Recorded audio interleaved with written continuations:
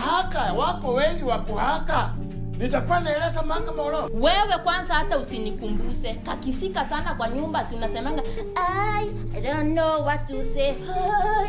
Cause everything you do is good. Ngoja papu what? Papu what? Papu what? Wewe. Thibitisho wakapiga lile simu na nikalilia kwa mfuko la babuni. Analudia. Wewe kaa huko. Lakini wewe mzee. Papa koti wewe. Ananiita. Uheshimu koti. Ala? Kwani ananiita namna hiyo? Mimi tulikuwa na wewe nikihaki hiyo kwa hizo Twitter. Sikuwa na lakini kulingana na kwani unaeleza mahakama urongo? Akwa. Nakusamee maana ujui unalotenda. Wewe ndio ujui. Uachiliwe uende nyumbani. Okay.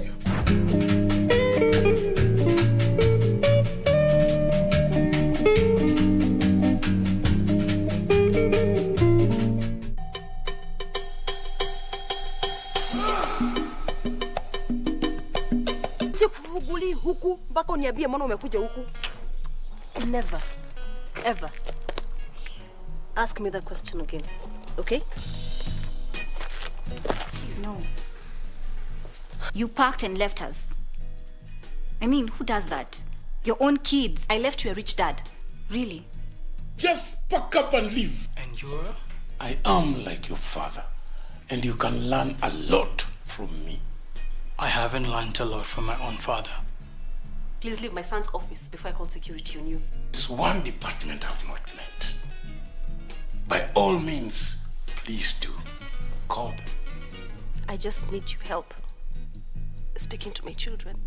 Oh, the mighty Kathy can beg. Please.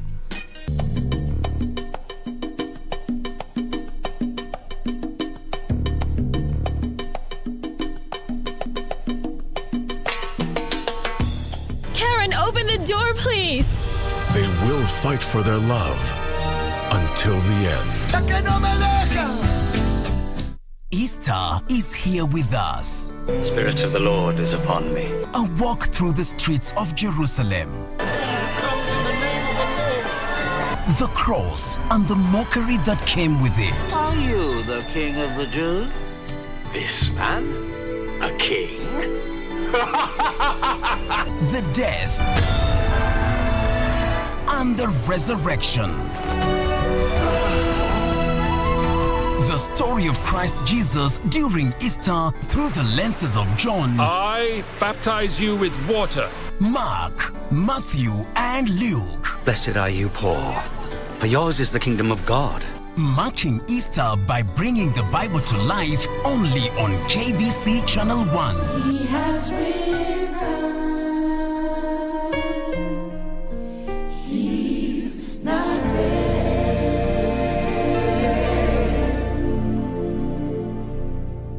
Don't cry. Wipe your eyes.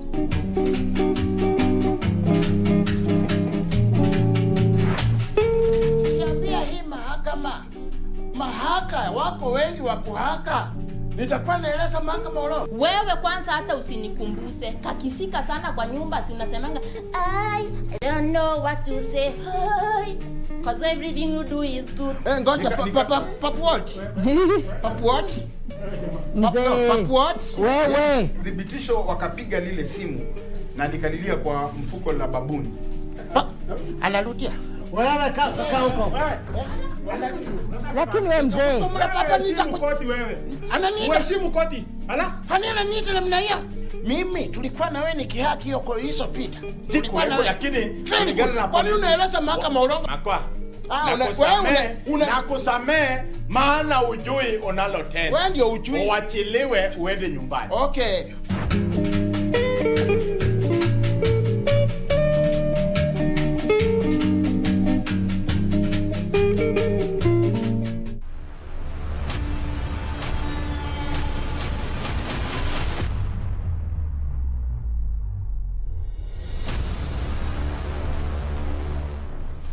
On cinemas and theater this episode. Courage or die in cowardice. Join me, Jacqueline Masharia, as we review the film Mission to Rescue. KBC Board of Directors, management and staff wishes all our esteemed listeners, viewers and clients a happy Easter. May Christ's death and resurrection fill you with hope and peace. Happy Easter from us.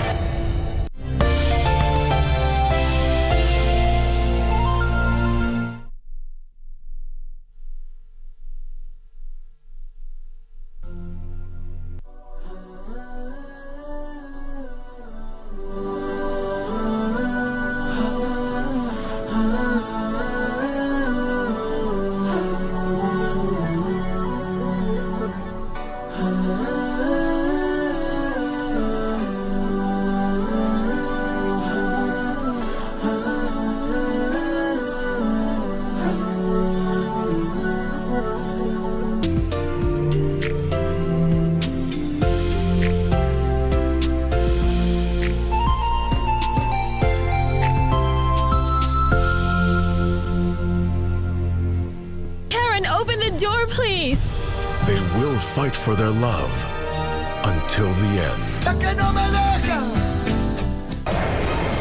The legendary run to Olympia Stadion in Berlin is now less crowded, with only 4 teams out of 64 still in contention. Something more outstanding is that all of the sides to have won the DFB Pokal over the last 29 years are already out this year. And Leverkusen are knocked out by a Bundesliga 2 side. In the first DFB Pokal semi-final, Hamburger SV will face Freiburg on Tuesday, the 19th of April 2022 at 9:45 p.m. While in the second semi-final, RB Leipzig will lock horns with Union Berlin on Wednesday, the 20th April 2022 at 9:45 p.m. Having braced the turbulent journey and buoyed up with the trophy in sight, no team want to go down without a fight. You don't want to miss this adventurous football show, live and exclusive on KBC Channel 1. KBC Channel 1, your true sports partner.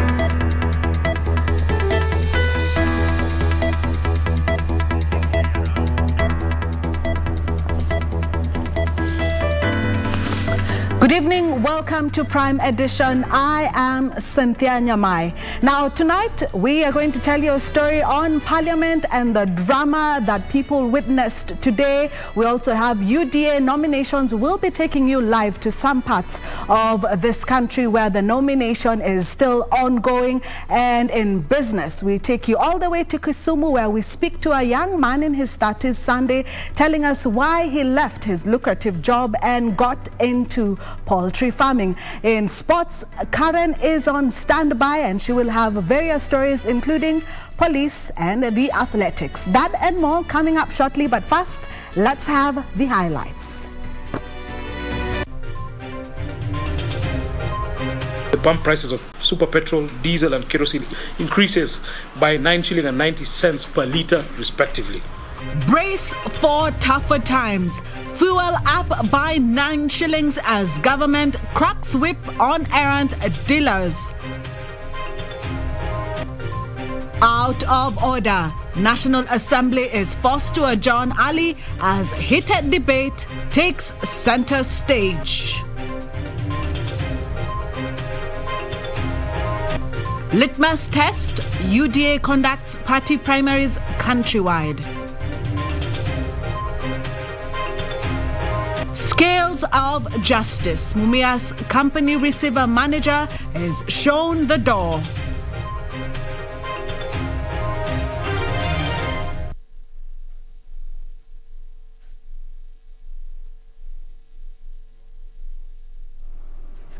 Well, tonight our sign interpreter is Lucy Maura. And remember, we would like to hear from you. Send in your comments on our social media pages.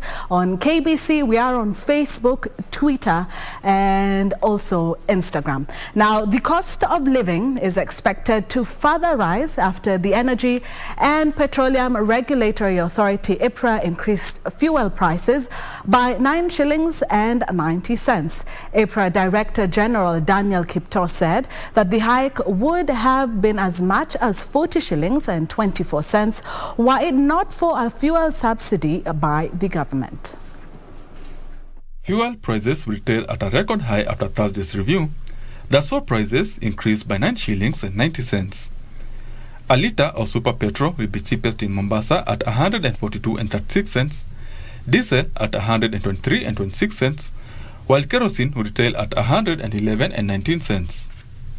In Nairobi, a litre of super petrol, diesel and kerosene will sell at 144 and 62 cents, 125 and 50 cents, and 113 and 44 cents respectively. The period under review, the pump prices of super petrol, diesel and kerosene increases by 9 shilling and 90 cents per litre respectively. Fuel will be most expensive in Mandera, where a litre of super petrol will retail at 157 and 65 cents, diesel at 138 and 55 cents, and kerosene at 126 and 48 cents.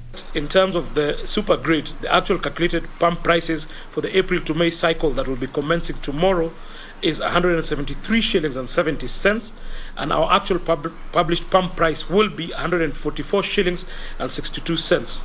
The difference is what will be compensated by the government, and for the super grade, the government will then compensate oil marketers and cushion consumers to the tune of 29 shillings and 8 cents. Despite the high prices, EPRA says this month's fuel prices were heavily subsidized, as a litre of super petrol would have cost at 173 and 70 cents, diesel at 165 and 74 cents, and kerosene at 139 and 89 cents in Nairobi.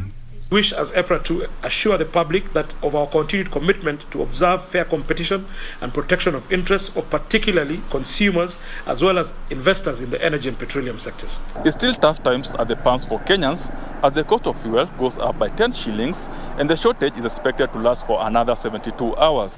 EPRA now says it's contemplating initiating policy change on fuel marketers' operations and agreements to further regulate the sector in measures aimed at preventing a crisis such as fuel shortages witnessed over the last 3 weeks. Modalities are on to compensate fuel marketers who sold their February consignment in March due to shortages witnessed over the past few weeks.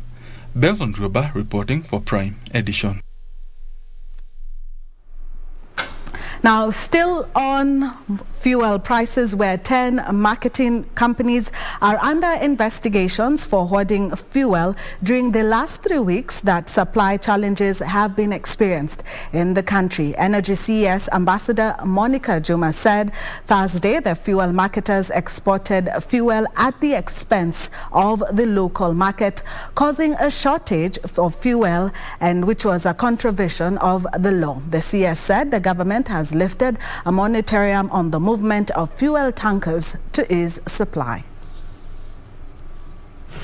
Mafuta kama lita moja tulikuwa tunauziwa 300 na ile place tunaendea mafuta ni mbali, unapata unatumia mafuta uendee mafuta. The last 3 weeks have been nothing short of trying, if not difficult, for motorists as they literally hunted for fuel. Whether the prices have been reviewed or not, that the fuel that we need for our cars is available for our use. That is the most important thing that we need as at now. This is despite government releasing 34.4 billion shillings it owed oil marketers 10 days ago. The government has termed the move as an economic sabotage, and those involved will be brought to book. So whoever owns it, because the government does not own a single litre of fuel, somebody has it and is not giving it to you. That is the classic definition of hoarding.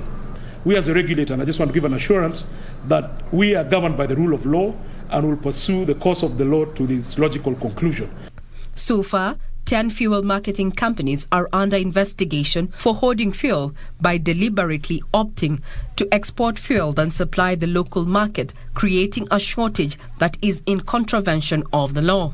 Thereby tilting the normal local to transit ratio, which should be 60 local, 40 transit. To ease the fuel crisis, oil marketing companies have been directed to redesignate part of their transit stocks currently stored within the Kenya Pipeline Company system for the local market. The government has further directed that all petrol stations operate around the clock, with the National Police Service offering them security. The government will not abdicate on its solemn duty to secure the nation and to bring anyone or any corporation that undermines our national interest to accountability. Fuel marketers that sold above their normal local quota during the fuel shortage period will have their allocation quota increased, while those who sold less fuel will have their capacity reduced. The rationalization of the petroleum import capacity sharing is aimed at creating a healthy balance between transit and local volumes.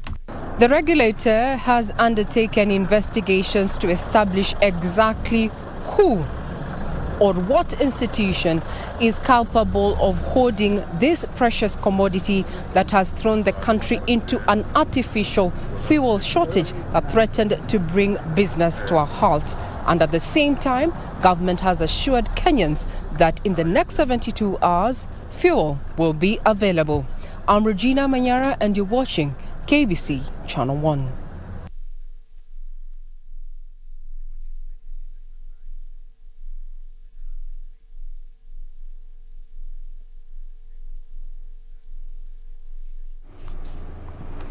Well, as I told you, we'll be taking you live as UDA is going through their nominations. We do have the Deputy President, William Ruto, who is currently speaking. Let's go there.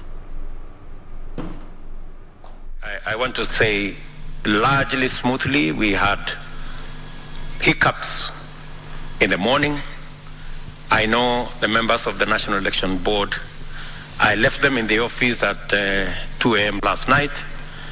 And when I came back, they were still there this morning.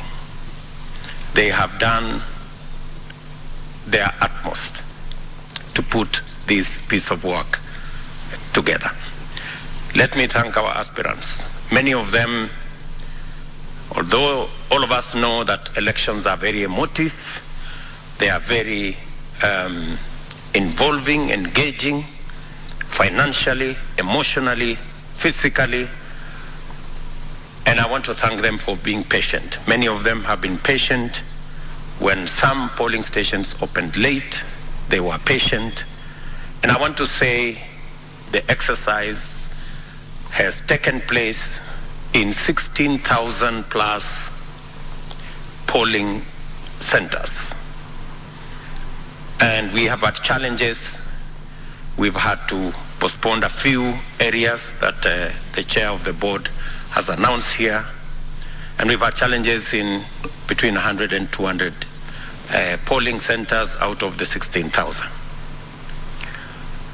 As we talk in this press conference, there are areas in Nyandarua. United Democratic Alliance Party leader, Deputy President William Ruto, speaking on a day that has been seen as the ultimate. Well, that's all what partnership is all about. Now, moving on, controversial debate on the allegations of land grabbing by Deputy President William Ruto degenerated into chaos, forcing Parliament to prematurely adjourn Thursday afternoon. Tempers flared in the House as Wajir woman Representative Fatuma Gedi presented documents to prove her claims. In the midst of the heckling, Embakasi East MP Babu Owino was caught in the wrong, and when he defied orders to leave the chambers, the Speaker Justin Muturi adjourned the House for disorderly conduct. Wajir woman Representative Fatuma Gedi had arrived in Parliament with a suitcase said to be containing a dossier to substantiate her claims that Deputy President William Ruto had allegedly grabbed several pieces of land in the country. Because today is a historic day. Because we will see where somebody got a nickname from. Please, Honorable, what is your point of order? Mr. Speaker, let me begin with the substantiation of my assertion that William Ruto grabbed the belonging to Adrian Muteshi, a parcel of land, 33 Tapsogoi, of which Albert was given vacant possession in 1968, subsequently raised with a deed was issued on 17th March 1989. Honorable Speaker, let me narrate the ordeal of the innocent Kenya went through in the hands of William Ruto. Let me explain. Have you tabled? I have not tabled, I have it here. What am I tabling? What am I tabling? I have to explain. No, table I have to explain. No, I must explain. Kenyans must know. I must explain. What am I tabling? No. Gedi seemingly enjoying the support of Azimio la Umoja allied legislators who called for Speaker Justin Muturi's firmness on the matter, citing his political affiliations with Ruto. When we saw in a hotel in Karen, Mr. Speaker, signatures and ceremony happening, you signing as the party leader of the Democratic Party, Mr. Speaker, we started now feeling that surely we might not get a fair treatment in the House, Mr. Speaker. There might be no impartiality, Mr. Speaker. You have found it fit to take sides with the Deputy President, which means, by definition, in terms of whether we are safe in his hands, your answer has been yes. It therefore makes it difficult for you to come to a conclusion of fact in respect of that question by this member. Legislators supporting the DP came to the Speaker's defense, even as he maintained that the political affiliation is his democratic right. And Mr. Speaker, the procedure for the removal of a Speaker is known to every member. The Speaker who is before you is unwilling to resign. Take it now, yes, we can take the bank. The debate then degenerated into heckling, during which Embakasi East lawmaker Babu Owino was ruled disorderly and ordered to leave the chambers. Babu Owino, out of the chamber. Owino, however, defied the orders, prompting the Speaker to prematurely adjourn the House, even when its recess for the elections is due. For Prime Edition, I'm Gladys Mungai. Well, the leadership of the African Independent Pentecostal Church of Africa has resolved to unite and bury differences that have split the church since 2005. The resolution was witnessed by President Uhuru Kenyatta during the consecration of the Holy Oil ceremony held in Murang'a County. President Uhuru Kenyatta, who initiated a peace process among the three conflicting archbishops, said he will continue championing for peace and unity in the country. The 2022 consecration of the Holy Oil of the African Independent Pentecostal Church of Africa marked the end of 17 years of conflict that had split the church into three. President Uhuru Kenyatta's efforts to reconcile the three archbishops finally bearing fruit as the trio resolved to steer the flock as one. For all those who have been in conflict for all those years, today is the final day for forgiving one another. Today is the final day of forgiving one. There are those who had not forgiven each other until even today. I want to take this opportunity, His Excellency, to assure you that we have done that, and it is my hope that this church will never divide again. The clergy lauded the president for initiating the peace process. The three archbishops also took vows using the holy oil, something that has never happened since 1993.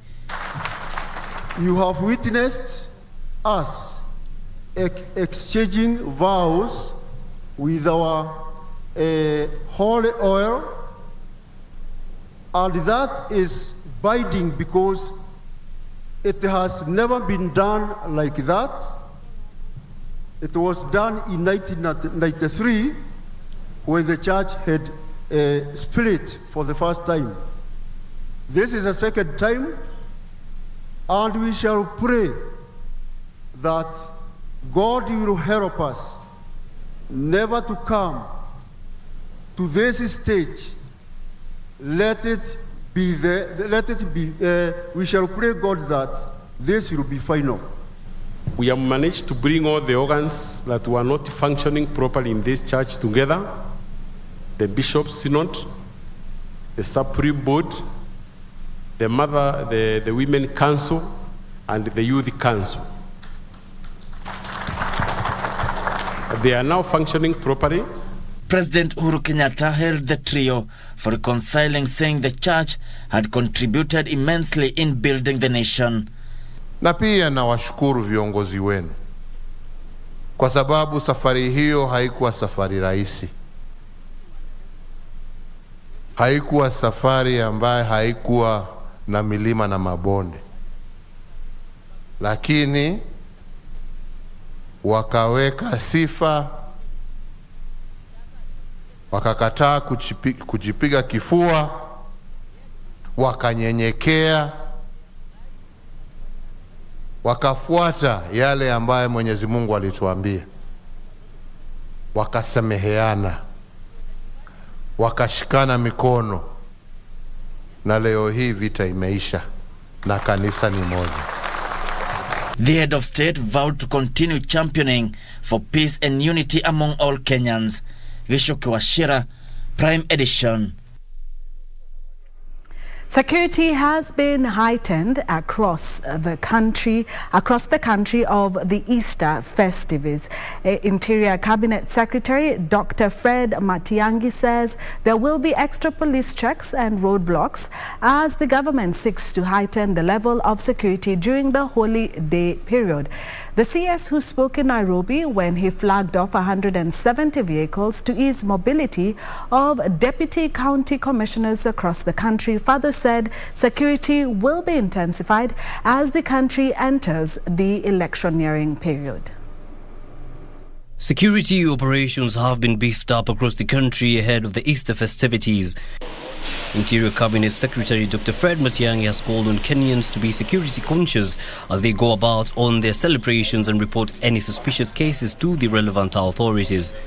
Some of the measures have been hinted to come with a level of inconvenience, with the CS asking Kenyans to bear with the situation for their safety. We remain awake so that you can sleep. Our responsibility is to keep awake so that you can sleep as mwananchi.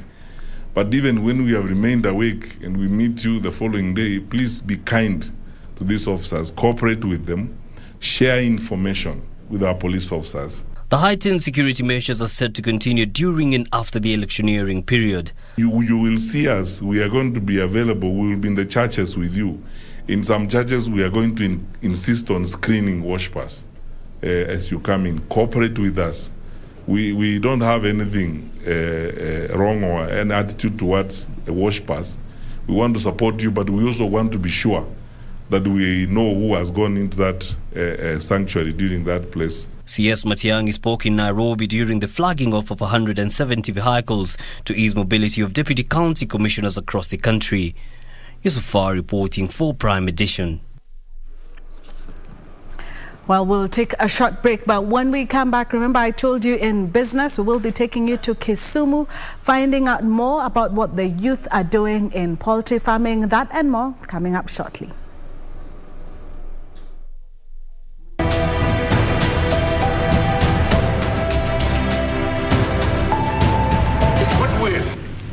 All of us, and this is the government policy.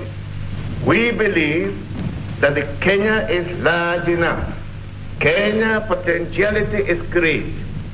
And all of us, and I'm not telling you this because I'm in your meeting, I'm telling you what I believe and what my government believes.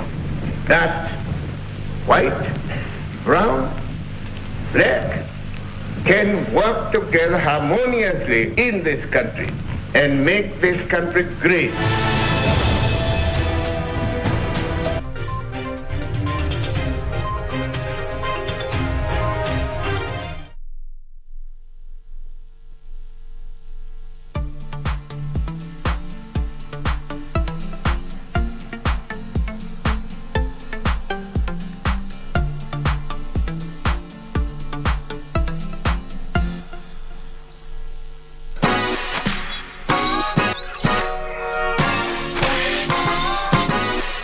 na bonga na watoi kujua mambo za online, pia na create time wafanye vitu offline. Chungeni gadgets na sites wana use, msiwache strangers wapate chance kuwa abuse. Nimeshindaje pesa kompe sija participate. Unadai info yangu na ikwe privately say identity yangu haupati utumi. Vitu zangu ni zangu na bado nitazishikilia. Una post story ati ni real news. Mimi sikuamini mpaka nione sasa hizo views. Una text online to me tunanifeel. Staki jokes mimi nitakureport for real.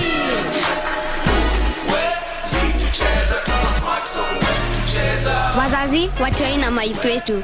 Don't be fooled. Get cyber smart and enjoy safe entertainment and education online. The Communications Authority of Kenya. Mawasiliano kwetu, nguvu kwako. Karen, open the door, please. They will fight for their love until the end.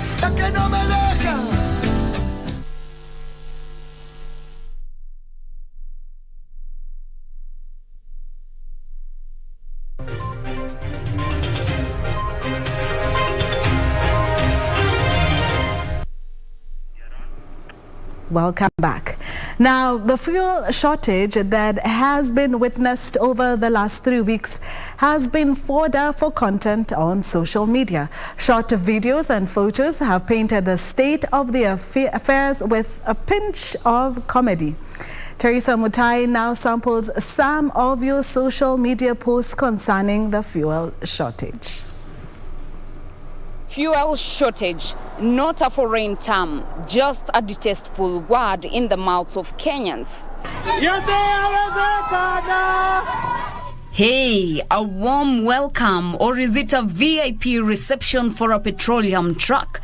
A country facing a new problem. Welcome to Kenya. If there was a time when Kenyans were united by a common challenge, then surely this is the time as the state of affairs concerning fuel shortage got dire. Fuel has been scarce, queues long. Videos of these types have heavily circulated socials in recent weeks. Kenyans cannot fathom how this situation got this dire and when is it going to end? Comedian Blessed Njugush did not hesitate to give his views to a TV reporter who caught up with him on the queues ridiculing the fuel prices. Wacha nikuambia Wakenya tuko sawa. Sisi hapa wote, mimi nimezunguka, unaweka dhao ya kuzunguka ukitafuta mafuta ingine. Yeah, but nipo at least tuko na super expressway inatusaidia. Now, Kenyans were unbothered about their SIM cards being blocked when the matters got worse, as fuel prices have been hiked from the previous pump prices. These, as it were, Kenyans online who are raising questions.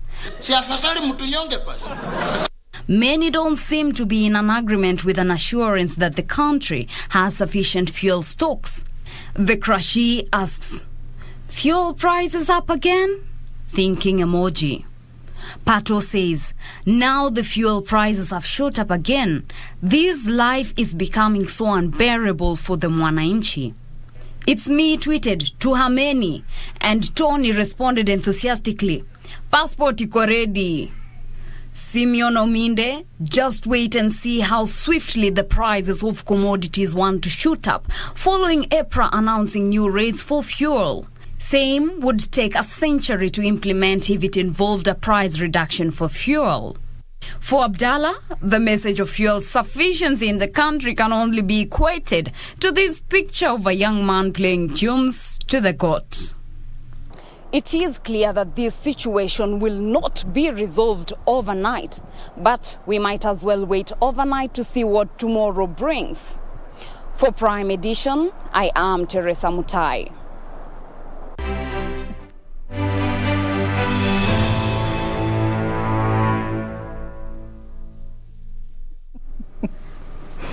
Remember, I told you we are always looking forward to your feedback. There's never a dull day in Kenya. I think my favorite is the tunes to the goat, kupigia mbuzi guitar. Now, let's take it a notch higher, a little bit more serious, to the UDA nominations. I want to take you to Embu and Bomet. We are now joined live by Kuria in Bomet. Kuria, give us the updates. Thank you very much, Cynthia Nyamai, back at Broadcasting House. We are at the Hill School polling center in Keses sub-county, Uasin Gishu County. And polling stopped at around 7 p.m. What we have now are results starting to trickle in. This will serve as the tallying center for the Keses sub-county or Keses constituency, and also as the constituency tallying center. But very quickly, some very interesting results coming in, and I'll take you just through a bit of it before we go to Wycliffe or Catch in Bomet. As at now, in the gubernatorial race in Keses, Jonathan Chelilim is at 92. That is in this polling center, has got 92 votes. Sarah Serem has the same, 92.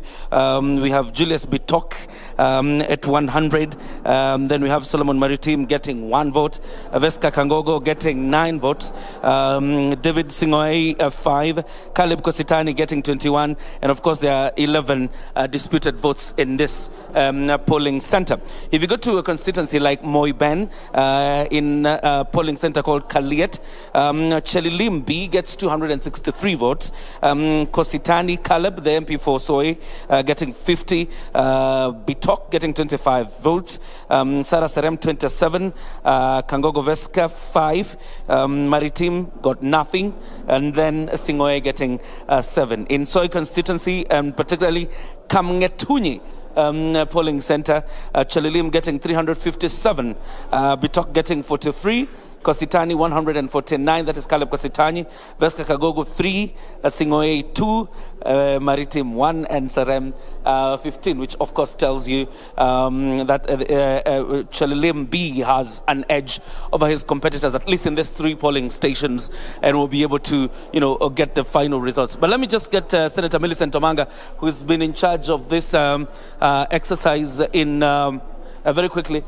She's been in charge of this exercise in Keses, probably to give us a feel of how this has gone tonight. You've been in charge of this process, representing UDA. How would you rate the exercise so far?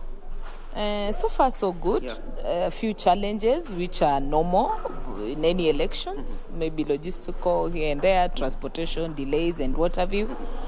But so far, it's seamless. I would say so far we've not experienced any violence, just like other places. And I think things are moving smoothly, yes.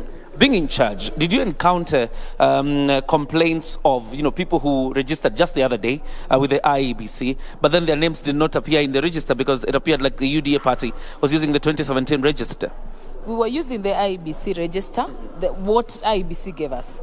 So whatever they've not updated, then it's not in the register, then cannot be used. So we were using the IEBC register, whatever they gave us, yes. Very quickly, what do we expect in this hall tonight? This is our county tallying center, and shortly we'll start receiving ballots from several tallying sub-counties. So we finished tallying for this Keses constituency. So we are now preparing. You can see we are trying to put things in place. We are preparing so that we start receiving the ballots so that we tally here. This is the county tallying center, yes. Thank you very much, Senator.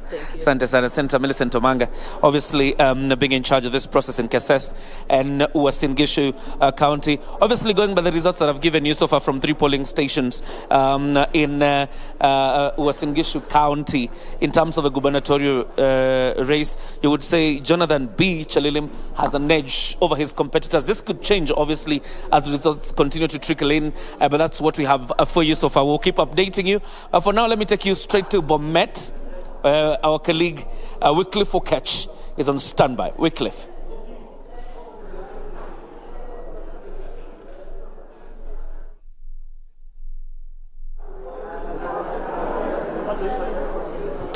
Well, thank you so much, JJ Curia in Uasin Gishu. We are, just like you put it, we are in Bomet County, where right now we are at a place called Tanwek High School, which is the Bomet County, or rather the Bomet Central Constituency Tallying Center. And if my colleague Martin Kivoti can just show you to my right, you can see now the results from various polling stations are already trickling in, and from as you can see from my to my right side, there are the officials that are manning this exercise. That includes the returning officer for this particular constituency are already receiving the outcome, or rather the results from various polling stations, and verifying them alongside the agents of various aspirants to my left side. And basically that what is going on here is that now the results continue to trickle in from the various from the 88 polling stations that exist in Bomet Central constituency. Remember, I told you now the result that have arrived so far, there are 3 polling stations. And quickly, if I can just take you through one polling station where we have received the results, we can notice that in a place called Silhouette Tea Buying Center polling station. If I can just read for you the results quickly, we were talking about the senatorial position. Right now we are talking about the incumbent Christopher Langat having 30 votes. That in Silhouette Tea Buying Center polling station. The nominated member of parliament Wilson Sosion having 94 votes, and Wakili Hilary Sigei having 92 votes. That is for the senatorial seat. And talking about the gubernatorial seat, where the incumbent governor Hilary Balchok is battling it out with John Mosonek, who is actually the immediate former CAS in the Ministry of Petroleum and Mining. Here in this particular polling station, that is the Wet Tea Buying Center, Hilary Balchok is having 125 votes, while Mosonek having 92 votes. And talking about okay, fine. Let me quickly read for you the outcome or the results for various aspirants that are eyeing to fly the UDA ticket in the parliamentary seat. You see, we find Joyce Correa, who is actually the outgoing member of the women representative, having 67 votes. There is Richard Kilel having 110 votes. There is another candidate here, Kerich Charles, having 4, Patrick Rotich 21, Agnes. That is just one the results from just one polling station. So remember, I told you earlier that we have a total of about 88 polling stations in Bomet Central constituency. And from here, actually, from this police, from the Bomet Central Tallying Center, constituency Tallying Center, we will be heading to the county Tallying Center, where now the final results from the 5 constituencies making up the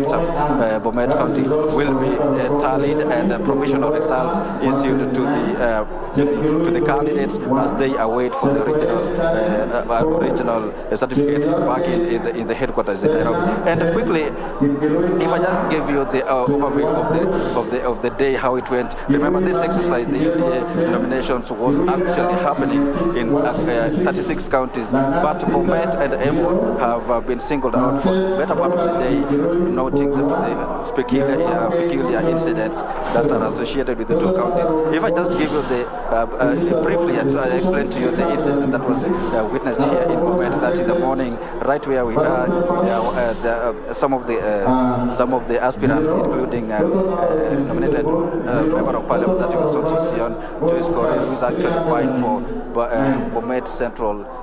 Embu telling us a little bit about the challenges that they have been facing. Counting did start at 7 p.m. as he has just told us. So far, looks like Jonathan is ahead, but we haven't completed the exercise yet. IEBC will make the confirmation and the announcement once they are done. And also, we do have Wycliffe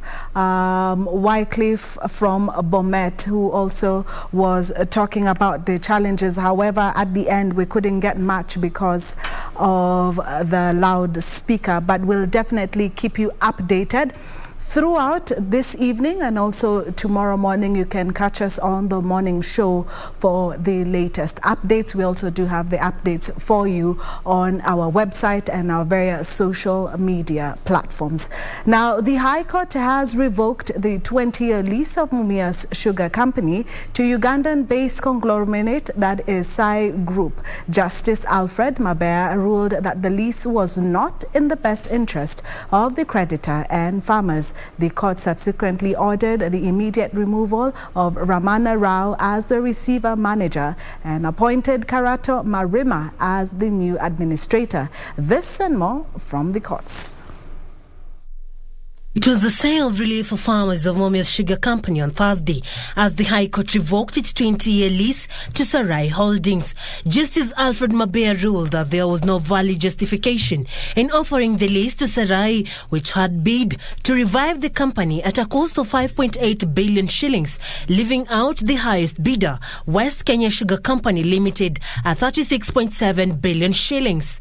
It is even more unfortunate that Rao did not produce the lease in court to enable the court to make a more informed decision as to its terms and conclude whether it would benefit Mumias as a going concern or not. Justice Mabea subsequently replaced the receiver manager Ramani Rao with Kareto Marima as the new administrator. Mumias would perpetually remain under receivership and administration. It would permanently remain an asset under KCB and may be a retirement home for Rao. The new receiver manager is to compute all assets and debts owed by Mumia's Sugar Company within a period of 60 days and file the same in court. Meanwhile, 7 petitioners have moved to court seeking to amend the Political Parties Act to allow independent candidates to form coalitions, create an office of the Registrar of Independent Candidates, and provide for formation of licensing committee for independent candidates. People power. Free Kenya. Everywhere. Everywhere. Free Kenya.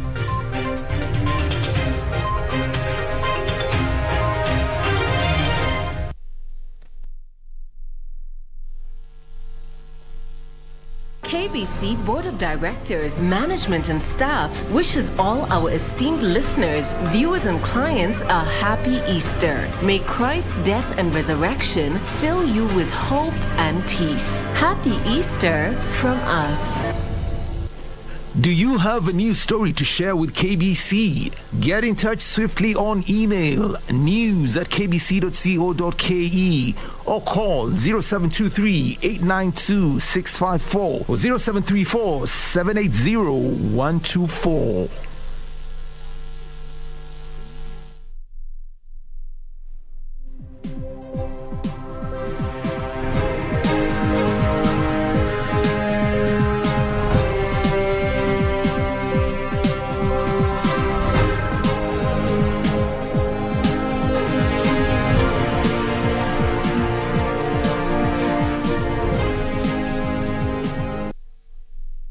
Welcome back. We're so glad that you're still here with us.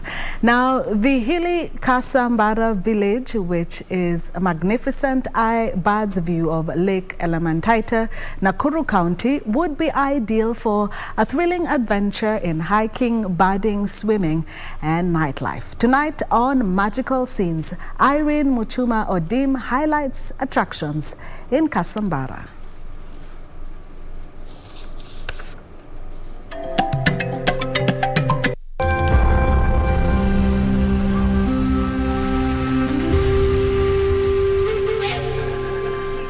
Driving through this rocky Maram terrain would be the beginning of an adventurous journey as the breathtaking sceneries of Kasambara reveal themselves.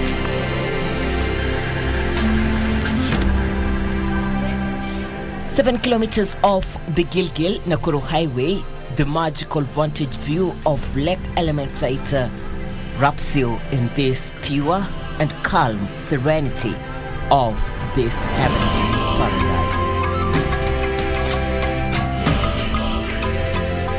Lake Elementaita, which was declared a Ramsar site in 2005, is a wetland site designated to be of international importance due to its value in conservation. This is a bird's paradise.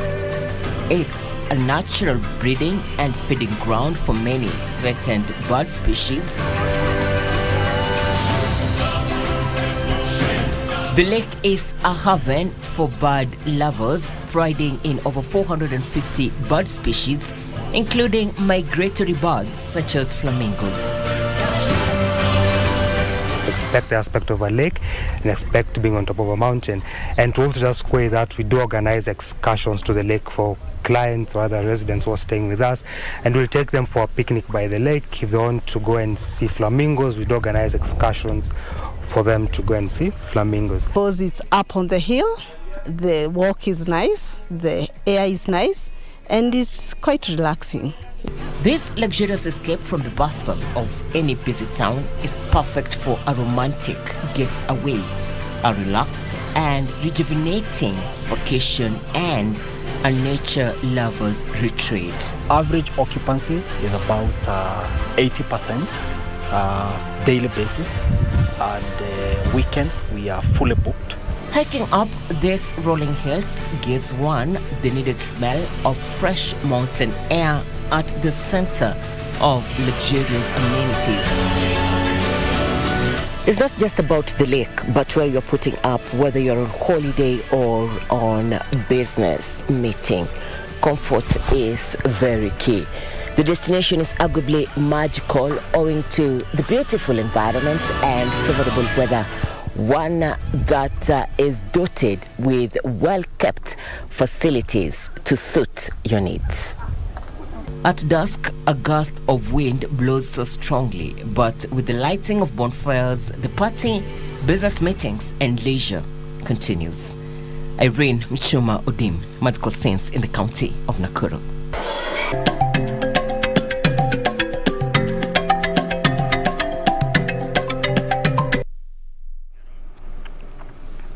ICT Cabinet Secretary Joe Musheru is challenging telecommunication operators to collaborate in the deployment of infrastructure to help reduce the cost of services.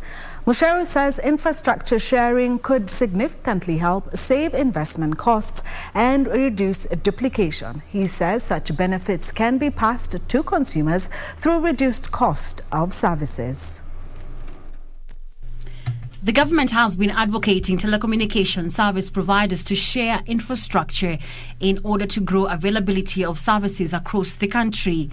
To this end, ICT Cabinet Secretary Joe Musheru says he has formed a task force that is reviewing and developing regulations on infrastructure sharing to save investment costs, prevent duplication of similar infrastructure, and ultimately reduce the cost of telecommunication service. Speaking at the launch of the second phase of the Universal Service Fund Voice Infrastructure Connectivity Project in Akiriamet, West Pokot, Musheru said the government is keen on having ICT infrastructure, especially in marginalized areas. Because elections are part of the usage of the networks, we expect now in West Pokot all polling stations will be fully covered with 4G. Not just 2G or 3G, which they've been asking for. The Communications Authority of Kenya has connected 14 sub-locations to mobile network services in West Pokot as the authority seeks to avail communication services to 101 areas across 19 counties by June this year under the Universal Service Fund. The Communications Authority and USF, or the Universal Service Fund, are ensuring that we are funding so that every Kenyan has access.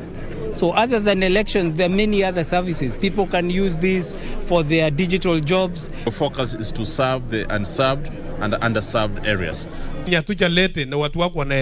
have gone every valley, every hill. Chiloba cautioned those involved in vandalism of telecommunication infrastructure or opposing setting up of ICT infrastructure.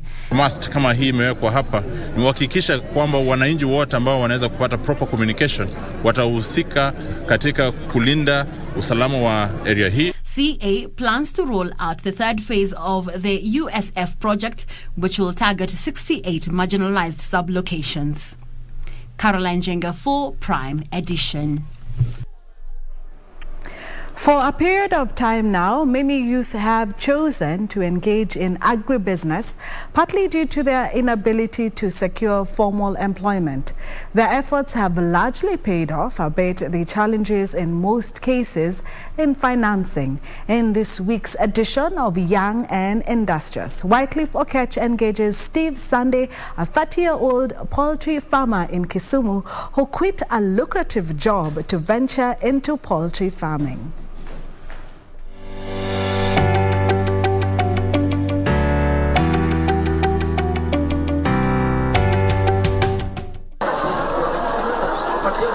After 5 years into formal employment, Steve Sunday, the proprietor of Kasambara Poultry Limited, felt it was time to pursue his interest in agribusiness when he founded the farm in 2014. Today, the 38-year-old food science and technology graduate from Egerton University gives us a glimpse of his journey in the business. Basically, when I was starting, it was just a small thing I was doing back home. Working in Nairobi and setting it up in Kisumu. It was something to keep my the guys that I left looking after the home busy. So we started off with my savings, did some local chicken from neighbors, which did not do so well. So further research showed me that there are better breeds of chicken, there are better management systems, and there are better feed qualities that goes into a chicken business. While starting off, Sunday dealt in both chicken for meat and yellow yolk eggs, but would later specialize in eggs alone. Later on, in the year 2017-2018, my market research showed that people preferred eggs more than chicken meat because of its affordability. So from 2017, we've been scaling up on eggs and phased out chicken for meat. Over time, Sunday's mere savings could not sustain the business, which was now growing exponentially. His efforts to secure credit from financial institutions did not pay off either, highlighting the financial challenges the youth experience in their pursuit for an alternative means of employment. I approached several banks. They were reluctant to finance. One being that poultry is a risky business. Two being that I was not experienced in that kind of business. Upon securing funds from the Youth Enterprise Development Fund, Sunday's satisfaction is now evident. He currently runs a stock of 6,000 hybrid layers, where he fetches averagely 150 trays of eggs a day, with hotels as his biggest market. Poultry business also has a higher turnover, and it has a shorter payback period because for layers it takes about 5 months for them to start laying, and they lay continuously, that's every day, for 18 months. If you have 100 birds, with good management, you're supposed to be collecting between 80 and 90 eggs daily. When you convert that to cash, it's a high turnover, meaning that there is good cash flow for the business. But the high profit margins require immense care for the birds, something Sunday says should be done by a person with adequate knowledge in poultry rearing. Poultry vaccinations are mostly administered through drinking water. One is administered as eye drops to individual birds, and then there are 3 that are injectables. So because of the huge number, and vaccines efficacies are only in less than 2 hours, meaning that when you open one vial of vaccine, you need to administer it in less than 2 hours, or it becomes useless because they are heat sensitive. The half-an-acre parcel that Sunday acquired midway accommodates 2 5,000 capacity hen houses, chicken feed store and offices, where he manages his 12 employees in the finance and production departments. Sunday attributes the success of his business to proper bookkeeping and employee accountability. Looking back through his journey, Sunday believes more young Kenyans should consider poultry agribusiness, not only for employment but also to improve the country's food security. Eggs are a good poultry food, good for children who are growing up for their growth and development. Other than that, it creates employment, and if we could have more people doing poultry as a business, then we would be a step in improving the food security of the country. Despite the success he has seen so far, Sunday says imported eggs have greatly destabilized retail prices, much to the disadvantage of local poultry farmers. He therefore calls upon the government to initiate policies that will make the poultry industry more favorable to local farmers. Wycliffe Okech for Prime Edition.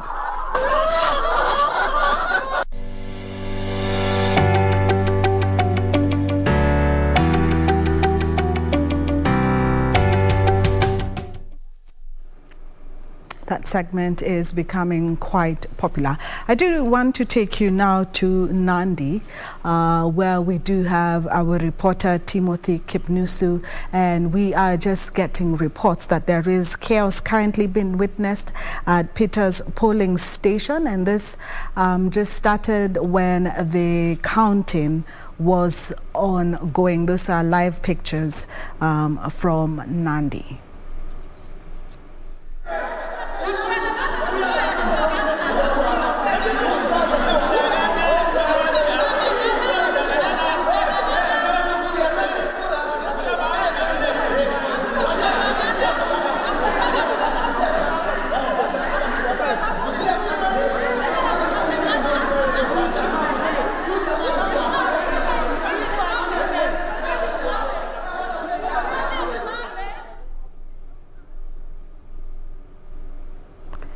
Timothy Kipnusu will continue keeping us updated. Remember, you can catch all the news live on the UDA nominations on our website, on not TikTok actually, on Twitter, and also on Facebook. I can see Karen having a laugh. But eventually we will get to TikTok. Now, moving on now, where the 11th Connected Kenya Summit came to a close Thursday, with delegates calling for more collaboration between the public and the private sector. Speakers at the meeting called for the development of a clear roadmap on how the two sectors can come together to address ICT challenges facing the country. Brian Kimani has the highlights of the 4-day conference. After 4 days of deep dialogues and smart conversations, the 11th edition of the Connected Kenya Summit came to a close today, with various players calling for deeper collaborations between the private and the public sectors. The highlights of the meeting was the launch of the National Digital Master Plan that was launched on Tuesday by Cabinet Secretary for ICT, Jomo Sheru. Here is the CS with the highlights of that important document. The master plan proposes to deploy over 100,000 kilometers of fiber optic infrastructure to 40,000 schools and other learning institutions, 20,000 government institutions, 13,000 health facilities, 25,000 hotspots to support youth and innovators in establishment of over 1,450 wards digital innovation hubs. ICT Cabinet Secretary Jomo Sheru there highlighting the importance of the National Digital Master Plan that was launched on Tuesday. The gender digital divide was another topic of conversation that took place here, with women calling for a more proactive role by both the public and the private sector to ensure that the country manages to close the gender digital divide. One of the things we are talking about when we talk about women here, and the reason that we are here looking at women in tech, is because the inclusivity is missing in the space. So we need to be very deliberate in bringing on board women, the women energy that is there, bringing on board other minorities into this space. Well, during the Connected Kenya Summit 2022, there was a clarion call from stakeholders to integrate regional countries through ICT platforms. Assuring a thriving technological sector is critical to the future of East African economy. It is a critical growth, critical to job creation, and critical to raising our regional productivity. Well, more than 1,500 delegates converged here in Diani for the 11th edition of the Connected Kenya Summit. there are now calls for the meeting to become a regional affair. While citizens are the primary focus for this transformation, as they should be, there is also a focus on transforming government to business and government to government interactions, with the aim of strengthening the codependencies that exist in the highly integrated environment. Well, and as the curtains came down for the 11th Connected Kenya Summit here in Diani, there is elevated hope that the lessons that have been learned here will be applied going forward in a bid, number one, to close the gender divide, as well as make ICT devices more accessible to the population. I have learned so much that I did not know, like from cyber security, something as easy as Gmail being a space that is not very safe in terms of what you own as a Kenyan, like digital property, and protecting your property in terms of digital content that you're creating, something that we do normally need security. I did not know that, but now I am sure of how to protect it and how to go about so many things in the cyberspace and digital security. And as we look forward for the Connected Kenya Summit for 2023, there is optimism that the lessons here will be applied and there will be a lot of collaborations between the private and the public sector. From Diani, my name is O'Brien Kimani.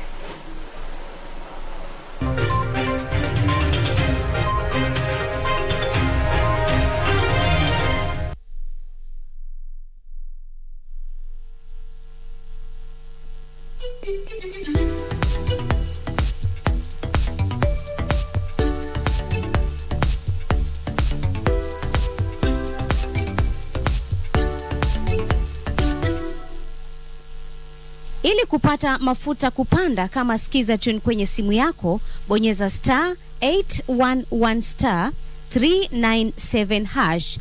Nashukuru serikali kwa kuongeza bei ya mafuta. Sasa niko kwa highway na hakuna traffic hata kidogo. Naomba serikali iendelee hivyo, tubaki tu watu ya gasla na heavy machine peke yake. Pia mimi naomba huyu serikali waseme kama gari yako ni below 3000 cc, gari yako. Ili kupata mafuta kupanda kama skiza tune, bonyeza *811 397 hash. *811 397 hash. The legendary run to Olympia Stadion in Berlin is now less crowded, with only 4 teams out of 64 still in contention. Something more outstanding is that all of the sides to have won the DFB Pokal over the last 29 years are already out this year. And Leverkusen are knocked out by a Bundesliga 2 side. In the first DFB Pokal semi-final, Hamburger SV will face Freiburg on Tuesday, the 19th of April 2022 at 9:45 p.m. While in the second semi-final, RB Leipzig will lock horns with Union Berlin on Wednesday, the 20th April 2022 at 9:45 p.m. Having braced the turbulent journey and buoyed up with the trophy in sight, no team want to go down without a fight. You don't want to miss this adventurous football show, live and exclusive on KBC Channel 1. KBC Channel 1, your true sports partner.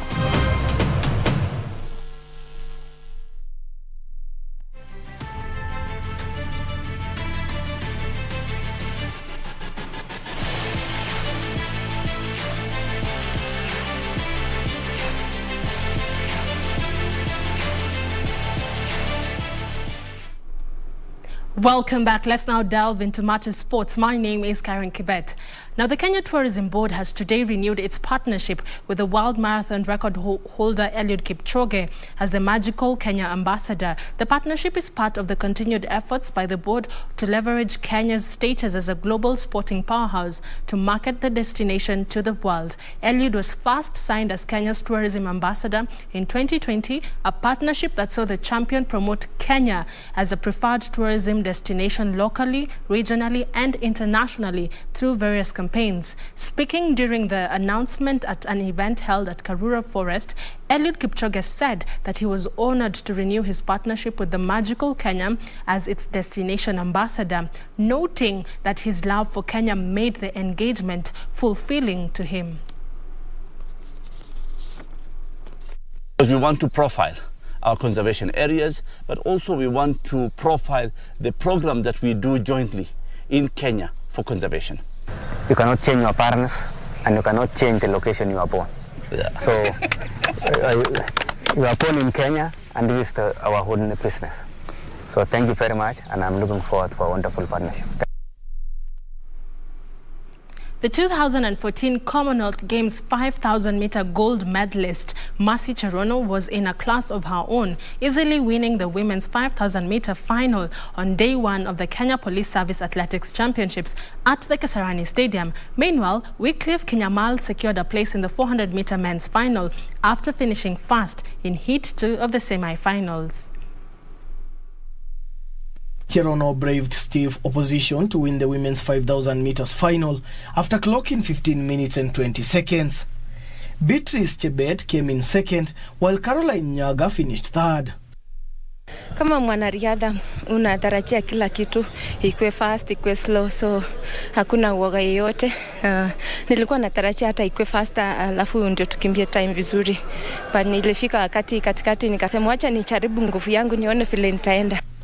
In the men's 400 meters semi-final, Wycliffe Kimanyal won Heat 2 ahead of Emmanuel Mutua and Zakias Kuvale, who finished second and third respectively. Kwa mbio hawezi jua kama utashinda, bali ni kuingia tu kwa uwanja, kwa sababu hawezi jua nani ndiye ametrain vizuri na nani hajatrain vizuri. Sasa huwa tunakujanga kwa mbio kama ujui unaenda kushinda, lakini all of a sudden kama umetrain vizuri unashinda. In the women's semi-finals, Helen Simbiwa also advanced to the finals after an outstanding performance.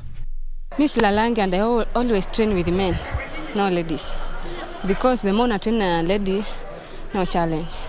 Definitely I was expecting a win, though I knew they're good, but I just had to do my best. Okay, the only thing that I wanted is just doing my best.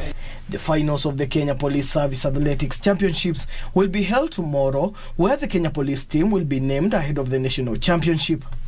The two-day event will help in the selection of a team that will represent the Kenya Police in national and international events. For Prime Edition Sports, I'm Dan. Thank you, Dan, for that report. Moving on, still in athletics, the reigning Africa 100-meter record holder Ferdinand Omanyala produced an outstanding performance to win the Athletics South Africa Grand Prix in Germiston. Omanyala clocked 9.98 seconds to win the race, ahead of former African record holder Akani Simbine of South Africa and Bradley Nkoana, who completed the podium dash. This was Omanyala's second 100-meter race of the outdoor season, having opened his campaign last weekend in South Africa. 8 runners. Away they go, first time, a good start from Omanyala and Simbine, but it's flat. Here they go, the two in the middle lanes, but it's Omanyala's going to crush this one. A superb run, 9.98. What a run! Omanyala has smashed it here in Germiston. A sensation. Ferdinand Omanyala has brought his A game. The beast has really set the Easter light. Well, come of the hour and come of the man, speed, size, and a 9.98 unofficial. Look at just the delight in his face. That is Ferdinand Omanyala, the fastest man on the African continent. Just look at this start. A lovely blast out of the blocks, put under pressure by Akani in the early stages, but just put the hammer down, and he just flew away. Ferdinand Omanyala. Congratulations, Ferdinand Omanyala. Those are all the sports stories we had for you tonight. Tomorrow we'll definitely keep you posted of all the other sports stories that will be there, including the Kenya Police Service Athletics Championships, which will be going on at the Kasarani Stadium. My name is Karen Kibet. Do have yourself a peaceful night, but the broadcast is not yet over, as I do hand you back to Cynthia Nyamai.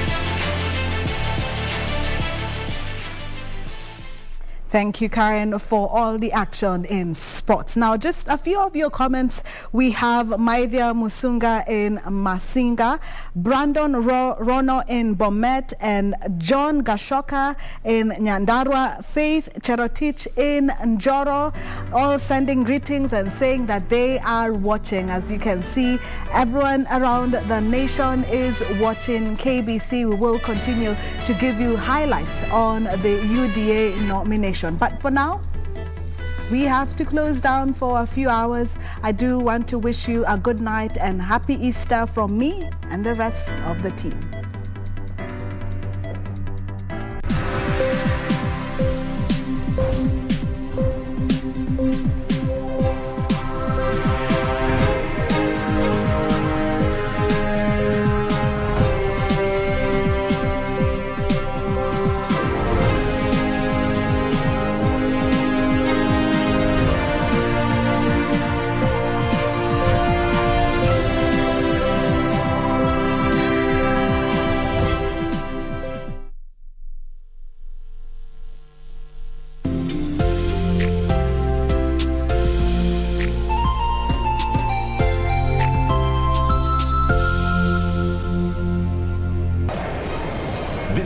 Run to Olympia Stadion in Berlin is now less crowded, with only 4 teams out of 64 still in contention. Something more outstanding is that all of the sides to have won the DFB Pokal over the last